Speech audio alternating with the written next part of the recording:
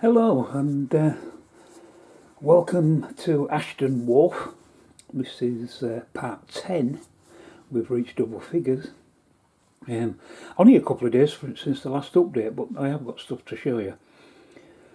I went to my local model shop because I got to the point now where I want to start doing something with all this track. Start chopping it up and connecting it basically. I knew I needed the points, so I put an order in at Hatton's. Well, the Hatton's order came this morning. It arrived this morning. Well, when I went to the model shop, I wanted some packets of rail joiners, which you can see in front here. I just got 3 for now, that'll do. But there was also these vans in the bag and bucket. No boxes with them. Each one was a princely sum of £3.99. And as you can see, 2 of them are fish wagons, which is absolutely perfect. Then there's a nondescript covered van and a Regent's tanker. All suitable for my area, what I'm doing, so I picked them up. I also picked up something else which I'll show you in a little bit. The Hatton's order, let me show you this. This was quite odd. You can see hopefully what I've ordered. Now, I wanted to order 5 left-hand points, which they had, and 5 right-hand small points, but they only had 2 in stock, which was quite a surprise considering it's Hatton's. I thought they would have had, a pretty common object like this, but maybe there's supply problems, I don't know. So I bought the 2 they had. I knew I needed 4. Well, I had 1 already, which left me needing 1 more, which I also picked up at the model shop yesterday. And I've got, as you can see, 4 of the Parkside kits for the fish vans. I already had 2 of them, so that now gives me a rake of 6 of those, and now with these 2 fish vans, actually 8. So if I just move you across a little bit, try not to make you dizzy. So here's all of the points I have now. So I've now actually got 6 left hand and 4 right hand, but that's not a problem. It's the way it is. And I've got now a total of 6 of these fish vans. These are all going to be built and painted, but that's not a problem. I shall get to them once I finish doing the 2 fishing boats that I'm doing at the moment. I'm a bit slow with them because someone on here, one of the new subscribers, well, you're all new subscribers, but one subscriber in particular wants to do a dockyard scene, a wharf side, something similar, and he was impressed with the any scale models, but was a bit dubious and not so confident about painting them, and asked if I would make a video on how I paint mine. Well, I'm no expert. I've been painting a long time, but we all have our own ways of doing things. My way will be totally different to other people's. But yeah, I'll do that. So I'm making a little side video of basically how I'm going about painting it, and I'm going to assume that the person knows absolutely nothing. So I'm going to go right to the basics.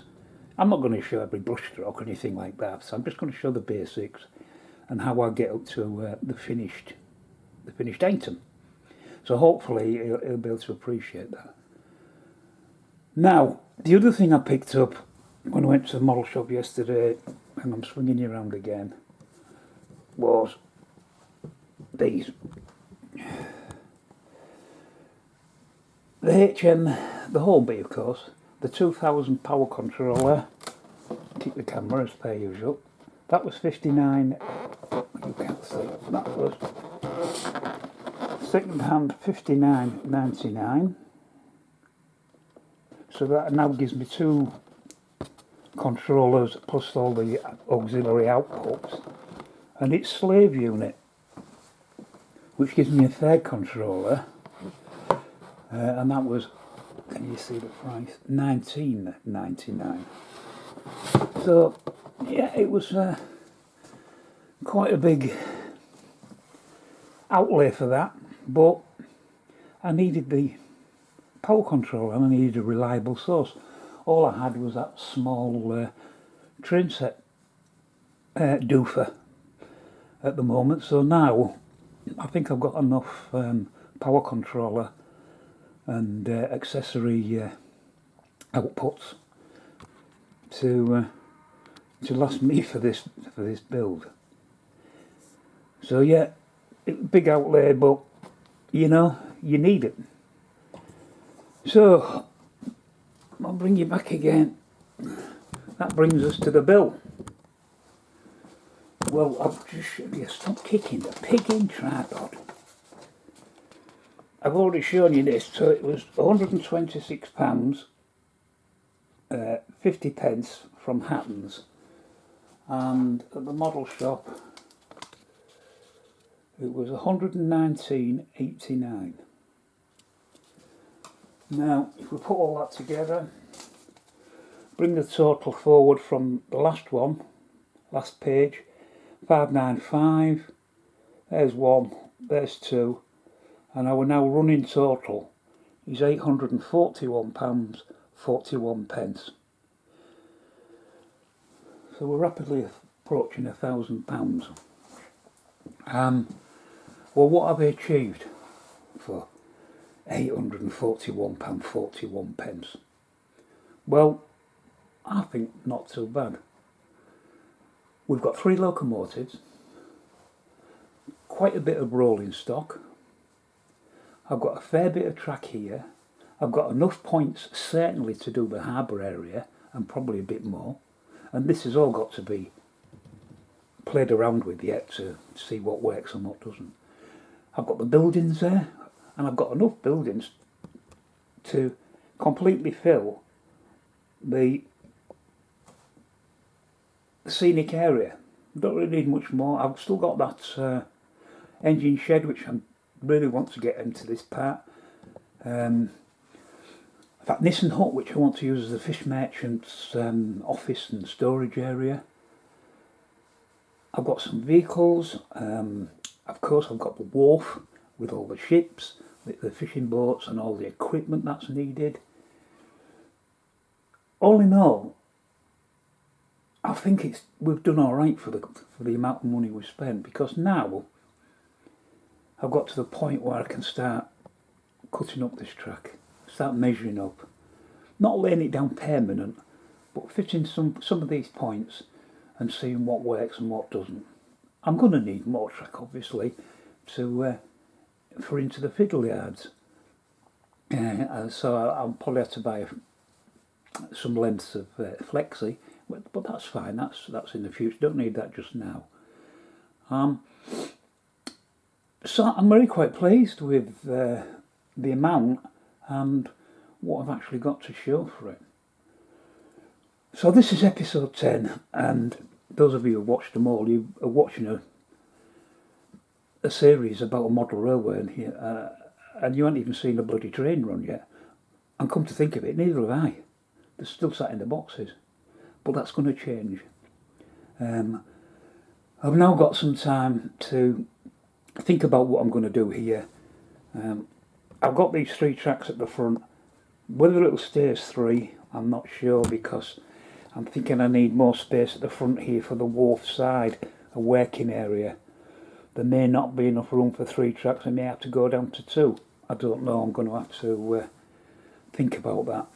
I'm thinking of using a Metcalf platform kit to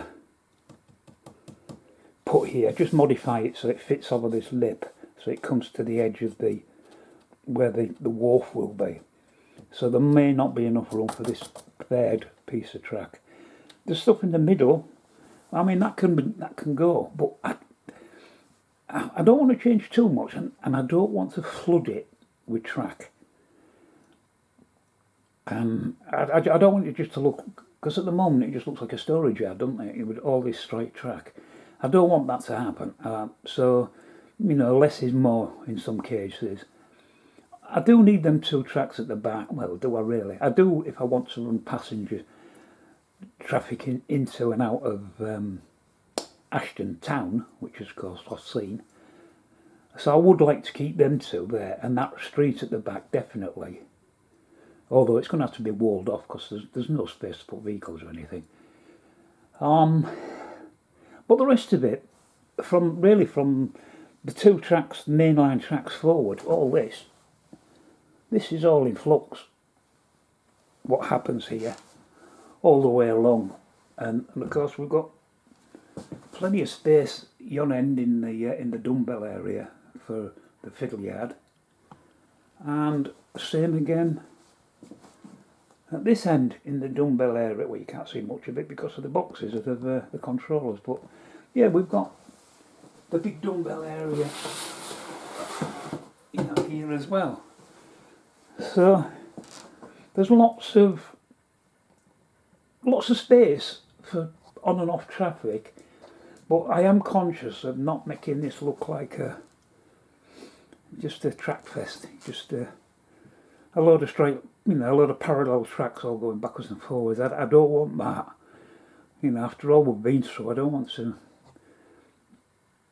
it to look wrong, because it would look wrong. Yes, I know there are lots of places where there were loads of straight tracks. I mean, the marshalling yard as a kid, it was nothing but straight tracks. But you want a little bit of variation. So I'm going to have to come up with some. And anybody has any ideas? If you've got an idea what you think might work, by all means, mention it.